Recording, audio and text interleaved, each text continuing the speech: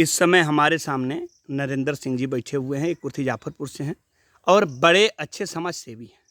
आप लोगों से ये कुछ कहना चाहते हैं।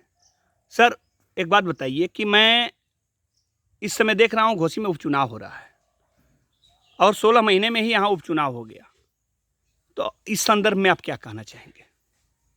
मैं पूरी जनता को बताते हुए मैं भारत सरकार, प्रदेश सरकार और सारे पार्टियों के राजनीतिकों से मैं ये कहना चाहता हूँ कि जब जनता ने आपको 5 साल के लिए चुना तो आपको 5 साल विधायक या सांसद बने रहना चाहिए।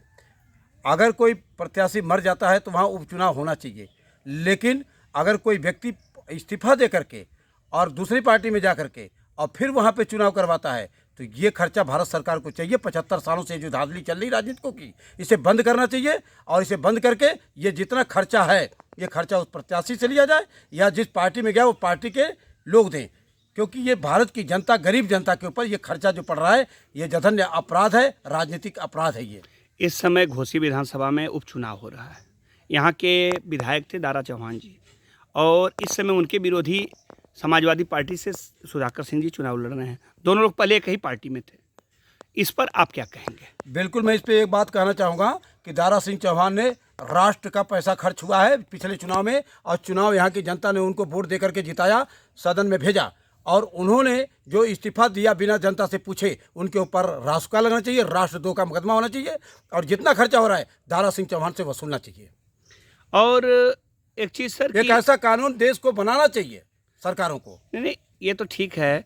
यहाँ एक चीज़ जनता कह रही है, कुछ लोगों के बीच में मैं गया था कि अगर उनको विधानसभा का चुनाव ही लड़ना था तो 5 साल के लिए तो उनको हम लोग चुने थे, तो फिर ये किस लालच में इस्तीफा देकर फिर यहीं से विधानसभा का चुनाव ये लड़ रहे हैं? सही बात ये है कि रंडियों से भी गए गुजरे, वेश्याओं से भी गए गुजरे राजनीतिक हो गए हैं। अपने स्वार्थ तत्परता की वजह से जनता का हित नहीं चाहते हैं, ये अपने हित के लिए गए हैं ताकि सत्ता की मलाई काट सकें, किसी कोई मंत्रालय मिल सके। मंत्रालय के लालच में इन्होंने जनता को लात मारा है और जनता इनको लात मार देना चाहिए जनता को, मैं ये कहूँगा सीधे शब्दों में।